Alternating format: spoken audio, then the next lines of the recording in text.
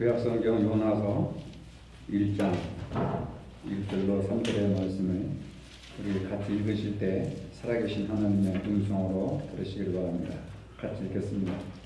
여호와의 말씀이 아미떼의 아들 요나에게 임하니라. 이르시되 너는 일어나 저 큰 성읍 니느웨로 가서 그것을 향하여 외치라. 그 악독이 내 앞에 상달되었음이니라 하시니라. 그러나 요나가 여호와의 얼굴을 피하려고 일어나 다시스로 도망하려 하여 요파로 내려갔더니 마침 다시스로 가는 데를 만난지라.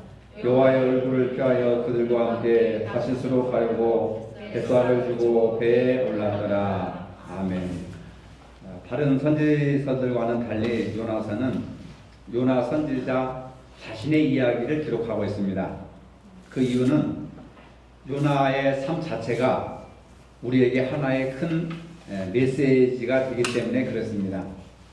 요나는 여러분들이 아시는 바와 같이 니느웨로 가서 하나님의 말씀을 증거하라고 하는 하나님의 명령을 거부하고 다시스로 도망을 가버렸습니다. 그러나 물고기에 잡혀 먹혀서 사흘 동안 고기 뱃속에서 고생한 후에야 하나님의 명령대로 니느웨로 가서 말씀을 전파했습니다. 요나는 니느웨를 사랑하는 마음으로 회개를 외친 것이 아니라 마지못해서 억지로 한 것임을 우리가 볼 수가 있습니다. 그래도 마지못해서 억지로 가서 말씀을 전했는데 그 마을에 그 성읍에 놀라운 회개의 역사가 일어나게 되었던 것을 볼 수가 있습니다.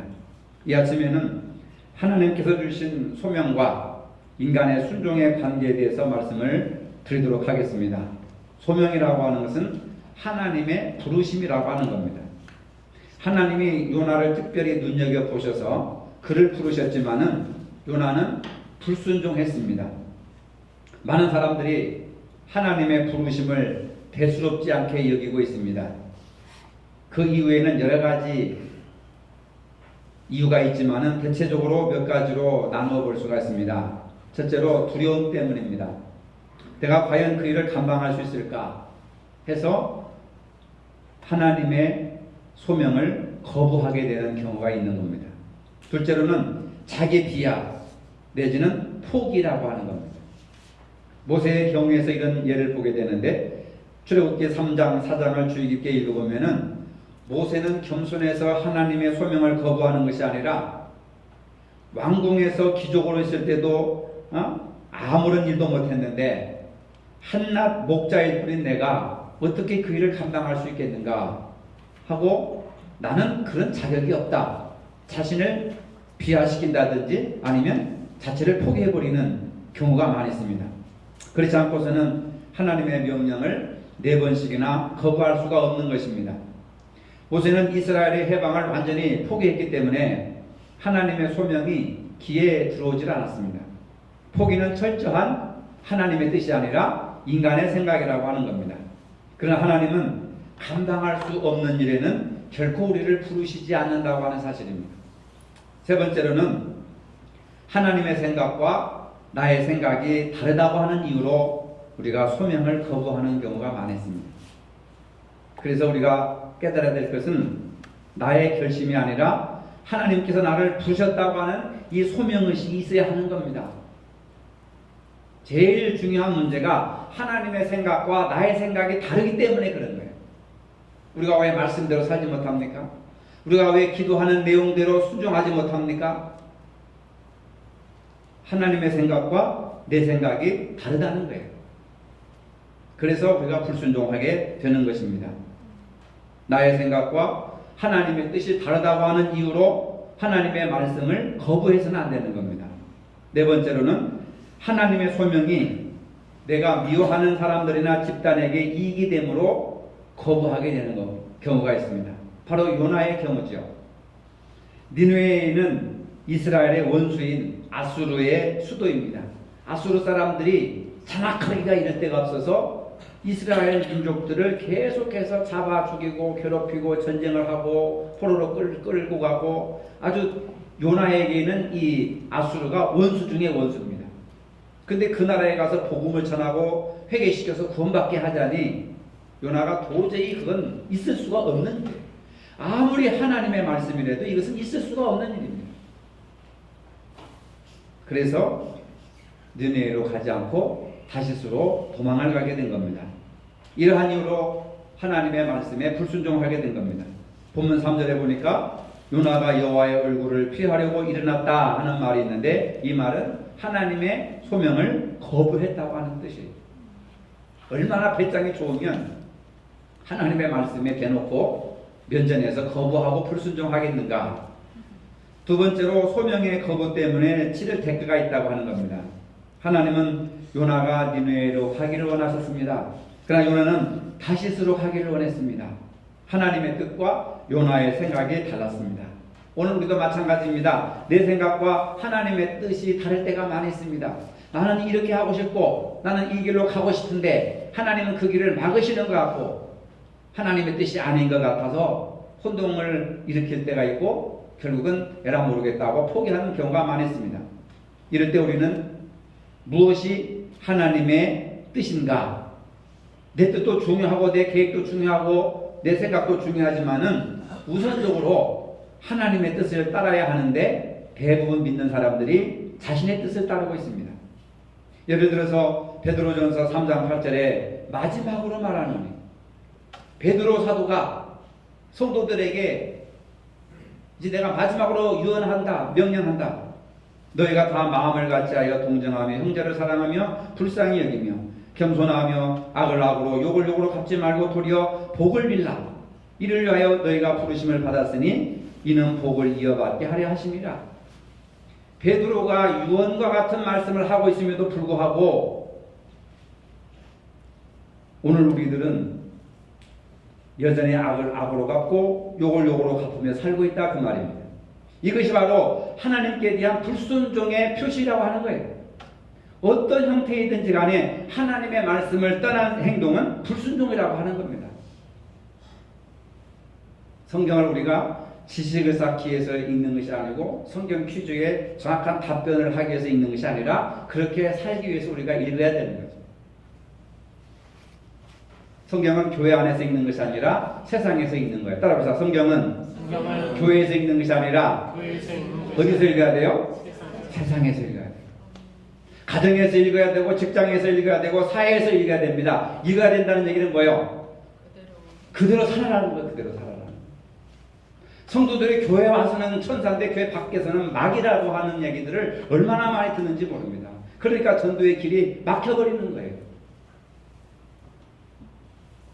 요나는 다시스로 도망가다가 풍랑을 만나서 물고기 먹이가 되어버렸습니다. 그러나 고난 가운데서도 은혜를 입어서 물고기 뱃속에서 죽지 않고 사흘이나 살아있었습니다. 2장 2절에 보니까 물고기 뱃속을 수월, 즉 음부, 지옥을 상징하는 겁니다. 물고기 뱃속은 상상하지 못할 고통스러운 지옥과 같은 처소다, 이렇게 말씀하고 있습니다. 소명의 거부는 이같이 하나님과의 싸움이며 인간들이 고난을 당하는 것은 어쩌면 당연한 일인지 모릅니다. 오늘 여러분 가운데 정말로 고통을 당하며 사시는 분이 계시다면은 지금 내가 당하는 이 고통이 혹시라도 하나님의 말씀에 불순종하여 당하는 요나의 고통과 같은 고통은 아닌가 한번 생각을 해봐야 하는 겁니다. 지금 내가 당하는 이 고통의 현장이 물고기 뱃속에서 요나가 당하는 지옥과 같은 그런 고통이 아닌지 한번 생각해 보자고 하는 것이죠. 세 번째로 끝까지 소명을 거부한 결과가 무엇인가? 성경에는 하나님께서 주신 소명을 끝까지 거부한 예가 없습니다. 끝까지 거부한다면 문제는 심각한 거죠.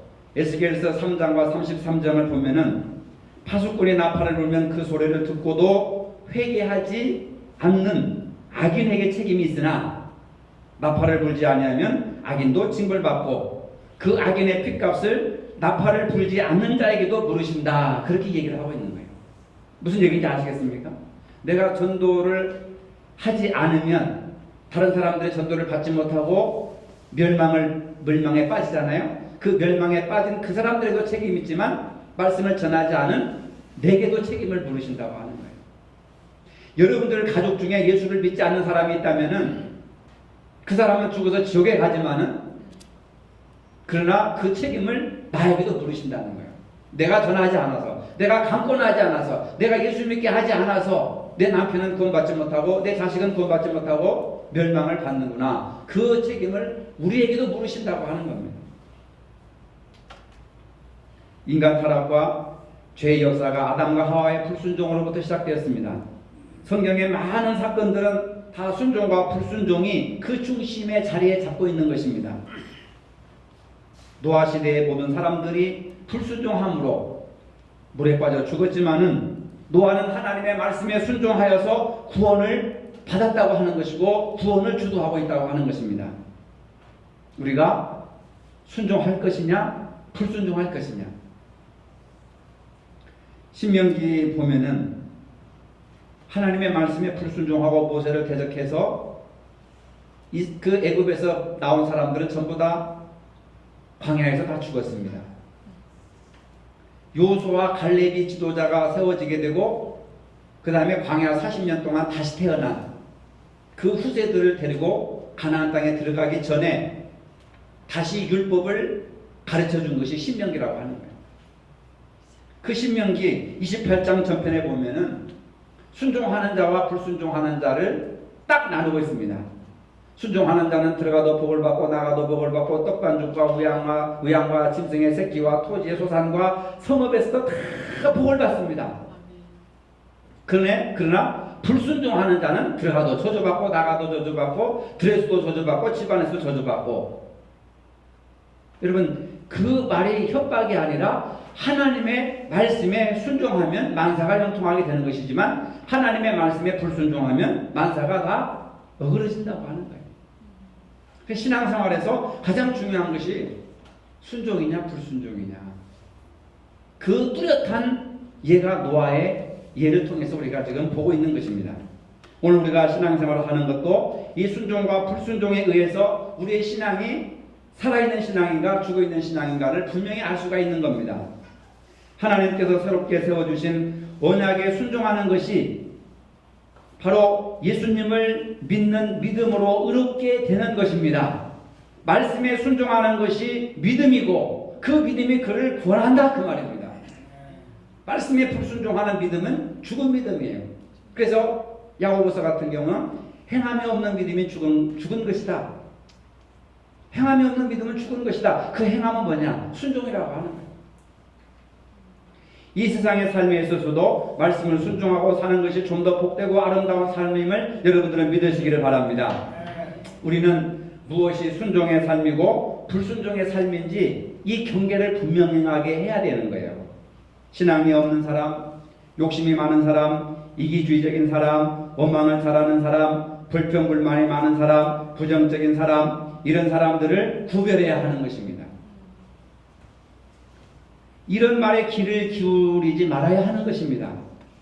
이런 말은 나에게 독을 주고 병을 주고 해를 주고 불순종하게 만드는 그러한 길로 인도하는 겁니다. 신앙은 안 자라게 되고 보고 듣는 것이 남의 험담을 늘어놓고 불평과 불만을 일삼게 만들어 놓는 것입니다. 불순종만을 배우게 하는 것입니다. 이런 사람과 한두 시간 대화하다 보면 나도 모르는 사이에 세뇌가 되고 나도 모르는 사이에 똑같은 사람이 되어버리는 것입니다. 무서운 죄의 전염이라고 할 수 있는 것이죠. 여러분 우리는 그리스도의 선한 영향력을 행사하고 그리스도의 향기가 되고 그리스도의 소금이 되고 그리스도의 편지가 되고 그리스도를 맛을 이렇게 드러내야 되는데 사람을 살리는 말을 하고 살리는 행동을 해야 되는데 사람을 죽이는 일을 하고 있다는 말입니다. 불순종이 그렇게 무서운 것입니다. 우리 믿는 자들은 꼭 순종하고 따라야 할 말씀은 하나님의 말씀이라는 것을 믿으시길 바랍니다. 하나님의 말씀만이 거짓이 없는 진리요 우리를 바른 길로 인도하는 참 빛의 생명의 말씀입니다. 여러분. 로마서 12장 2절에 그렇기 때문에 너희는 이 세대를 본받지 말고 오직 마음을 새롭게 함으로 변화를 받아 하나님의 선하시고 기뻐하시고 온전하신 뜻이 무엇인지 분별하라. 사람의 뜻을 분별하라는 것이 아니라 하나님의 뜻을 분별하라. 내가 이 사람을 가까이에서 영적으로 어떤 유익이 있는가, 내 신앙에 얼마나 큰 도움이 되는가, 이걸 분별하라고 하는 거예요. 그러나 우리는 하나님의 말씀보다는 사람의 말에 더 큰 의미를 두고 있습니다. 사람의 말에 상처를 입었다는 사람은 많이 보았어도 하나님의 말씀으로 그 상처가 또는 그 시험을 이겼다고 고백하는 사람은 지금까지 제가 한 번도 들어본 적이 없어요.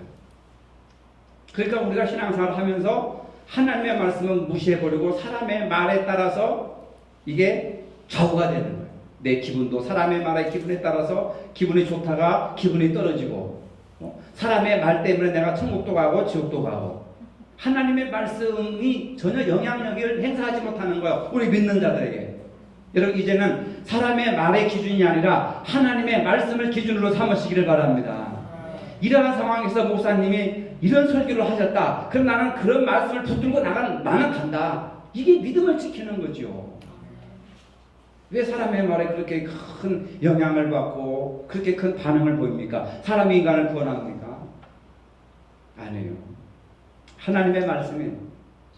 네 번째로 뜻을 성취하시는 하나님이 있습니다. 만약 어떤 사람이 결국 소명을 끝까지 거부했다고 하더라도 하나님께서는 변함없이 하나님의 뜻을 이루어 가십니다.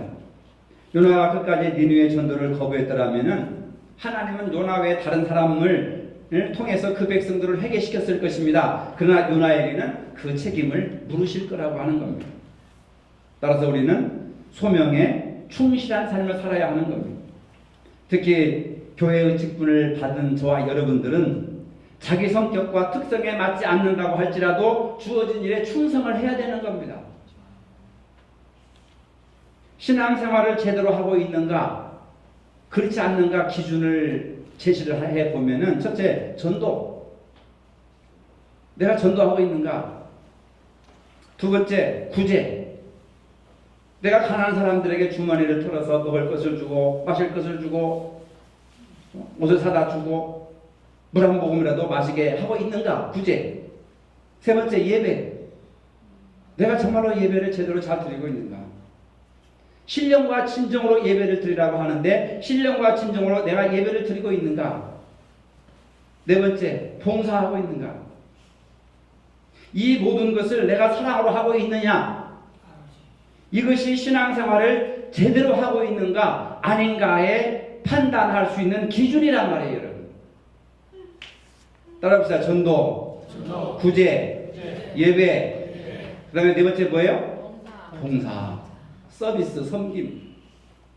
이런 것들을 사랑으로 하고 있느냐? 사랑으로 하고 있느냐? 아니면 율법적으로 내가 의무적으로 할 수 없이 억지로 하느냐? 억지로 해도 요나처럼 변화가 되더란 말이에요. 여러분, 억지로라도 좀 하시기를 바랍니다. 억지로라도. 시간이 없어요. 뭐가 없어요.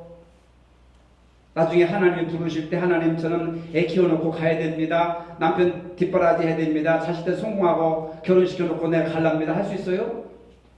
오늘이라도 당장 하나님이 부르시면 그냥 빈손으로 그냥 갈 수밖에 없는 연약한 우리 인간들이 왜 하나님께서 그렇게 원하시고 피로 값주시고 사신 교회를 섬기라고 우리를 불러주셨고 직분까지 주셨는데 왜 우리는 이 부분에 무시하고 외면하고 살아가고 있느냐 말이에요. 복을 받을 줄 알아야 복을 주시지 않았습니다. 복 받을 일을 해야 복을 주시지 하나님께서. 그러므로 전도, 구제, 예배, 봉사에 앞장서서 자신의 직분을 폭넓게 감당할 수 있기를 바랍니다. 충성은 얼마나 오래 충성하냐에 달려있는 겁니다. 처음에는 누구든지 열심히 할 수 있습니다. 그러나 그 열심이 얼마나 오래 가느냐가 문제입니다. 가룟 유다도 처음에는 2년 동안 예수님을 위해서 생명을 바치겠다고 예수님 그냥 오른팔처럼 그림자처럼 따라다녔습니다. 그래가지고 돈 맡은 관리를 맡았지 않습니까? 그때 3년째 되는 해 예수님을 배반하지 않았습니까, 여러분? 왜 그랬을까요? 왜? 끝까지 해야죠. 평신도 있을 때는 열심히 봉사하고 충성하고 그러다가 중직을 주면은 이제는 명령하고 권위를 내세우고 아주 교만한 그런 사람들을 너무나도 많이 봐왔습니다. 여러분, 충성은 시간의 요소가 있어야 되는 것이죠. 얼마 동안 지켜봐야 충성된 사람인지 가짜인지를 분별할 수가 있습니다. 계시록 2장 10절에는 어떻게 말씀하십니까? 너희가 충성하되 죽도록 충성해라. 그 얘기는 뭐예요? 죽을 때까지 변함없는 마음으로 충성하라, 그 말입니다. 그래야 멸류관을 받을 수가 있는 것이죠. 불순종은 하나님으로부터 도망치는 것입니다. 하나님으로부터 도망치는 것보다 위험한 일이 어디 있겠습니까, 여러분? 요나를 보십시오. 1절에 보니까 여호와의 말씀이 아미떼의 아들 요나에게 임하니라.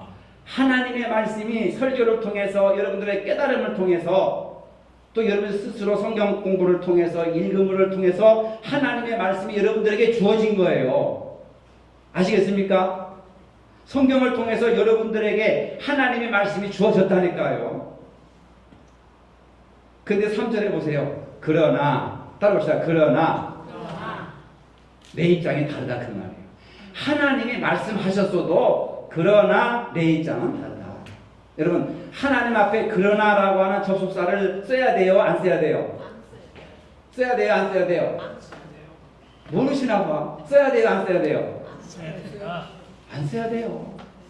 근데 우리는 지금까지 목사님의 설교를 했어도 그러나 하나님의 성경을 통해서 말씀하셨어도 그러나 그 얘기는 뭐냐면 부정하는 거예요. 말씀을 하나님의 요나에게 말씀하신 그 말씀을 부정하는 겁니다. 말씀을 하셨어도 그러나 나는 다시스로 갑니다. 내 뜻대로 갑니다. 내 마음대로 갑니다. 이거 말씀에 대한 불순종을 합리화시키기 위한 거예요. 절대로 우리가 하나님의 말씀에 그러나라고 하는 말을 사용하면 안 돼요.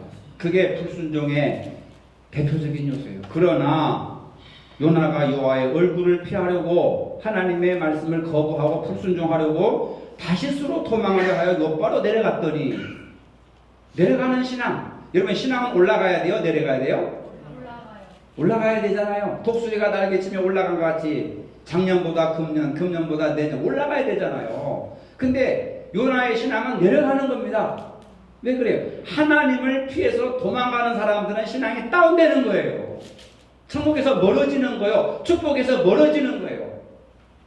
그래서 하나님을 가까이 하는 것이 내게 큰 복이라. 여러분 복 받고 자식들이 잘 되고 건강하기를 원하시면은 하나님을 가까이 해야 돼요. 그 가까이 한다는 건 뭐예요? 이 자리에 올라오라는 얘기가 아니잖아요. 뭡니까? 예배 잘 드려라.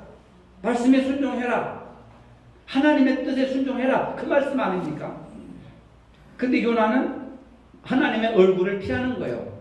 말씀을 피하여서 저 다시서 도망가면 거기는 하나님이 안 계실 줄 알았던 거예요. 그러나라고 하는 것이 이게 좋은 말이 아닙니다. 앞으로 여러분들은 목사님이 그렇게 말씀했어도 그래 그러나 우리는 못해요. 나는 못해요. 죽기를 각오하고 사는 거지 그게. 죽기를 각오하고 사는 것이 아니라 죽기를 각오하고 주님의 일을 해야 되지 않습니까 여러분?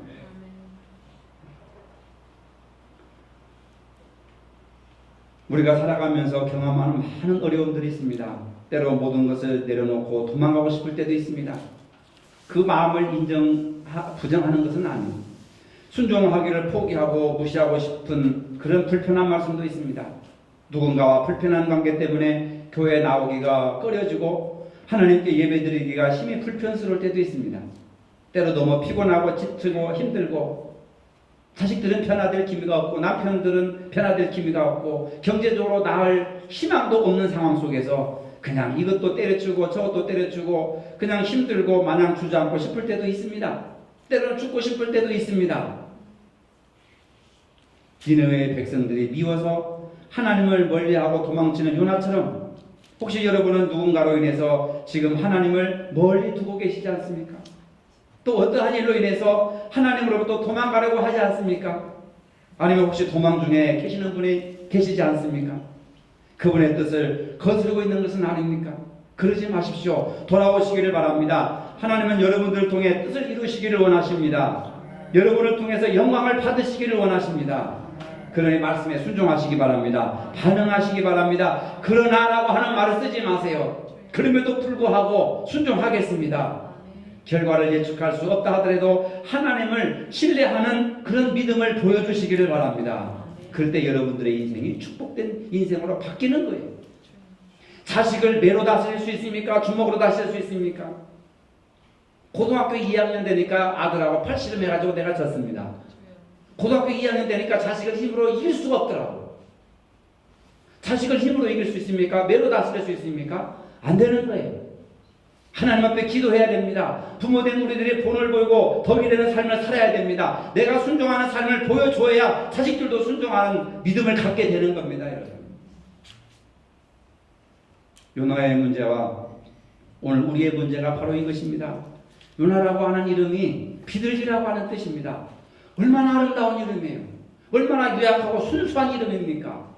근데 하나님의 말씀을 면전에서 거역하고 도망간 사람이에요. 우리도 성도라고 하는 이름, 비둘기와 같은 아름다운 이름을 가졌잖아요. 세상 그 누가 우리한테 성도라고 해줍니까? 거룩한 사람들이라고 누가 불러줘요? 비둘기와 같은 아름다운 이름을 가지고 있지만 우리의 속사람은 날로 부패해지고 하나님 말씀에 불순종하고 덕이 되고 본이 되지 않는 삶을 살아감으로써 전도의 문을 가리고 있는 거예요. 여러분, 비둘기의 이름의 뜻이 아무리 좋은 거 하겠습니까? 성도라고 하는, 교인이라고 하는 그 이름이 아무리 좋아하면 뭐 하겠어요? 불순종하고 있는데 우리가. 그래서 요나의 문제는 오늘 저와 여러분들의 문제라고 하는 겁니다. 하나님의 뜻에는 무심한 채 자기의 고집과 자기 만족과 자기 생각에 사로잡혀서 도망가려고 하는 겁니다. 요나서는 유대인들의 성경인 구약 속에 들어있는 신약 성경이라고 할 수 있습니다. 구약에 들어있는 이방인들을 위한 복음서라고 할 수 있습니다. 예수님이 오시기 전 800년 전에 쓰여진 이방인들도 하나님을 믿으면 구원받을 수 있다라고 하는 것이 요나서의 말씀입니다. 여기에서 중요한 것은 나는 어떤가? 요나에게 말씀하신 하나님은 동일하게 저와 여러분들에게 말씀하고 계십니다. 이제 내가 해야 할 일은 복음을 들고 그 사람들에게 나아가는 것입니다. 우리가 어떠한 이유 때문에 하나님의 말씀에 불순종하는 것은 하나님 앞에 합당한 이유가 될 수가 없어요, 여러분. 불순종은 그냥 죄가 되는 겁니다. 우리는 하나님의 종들입니다. 하나님의 자녀들입니다. 하나님이 말씀하신다면 순종해야 되는 겁니다. 이유를 대면 안 돼요. 변명을 하면 안 됩니다. 이방인들에게 나아갑시다. 내 마음에 하나님이 주신 부담감이 있는 사람들을 찾아 나서시기를 바랍니다, 여러분. 요나는 니느웨 사람들을 싫어했습니다. 그들이 구원받는 것을 원하지 않았습니다. 왜? 원수였기 때문에. 그러나 불순종에는 혹독한 대가를 치러야 했습니다. 요나 같은 배가 풍랑을 만나게 되고 뱃사공들의 노력에도 불구하고 풍랑을 이겨낼 수가 없었습니다. 그들은 누군가가 하나님을 진노했기 때문에 우리 중에 누가 하나님을 진노했는가 제비를 뽑아보자 하니까 요나가 걸리게 되었습니다. 그 결과 요나는 풍랑이 있는 바다에 던져졌습니다. 사업이 내 계획대로 안 됩니까? 자식이나 남편이나 가정이 내 계획대로 돌아가고 있지 않습니까? 경제적으로 어려움을 당하고 있습니까? 또한 질병에 있는 사람들이 있습니까? 한번 생각해 봐야 돼요. 뭘 생각해야 됩니까? 내가 지금 불순종하고 있는가?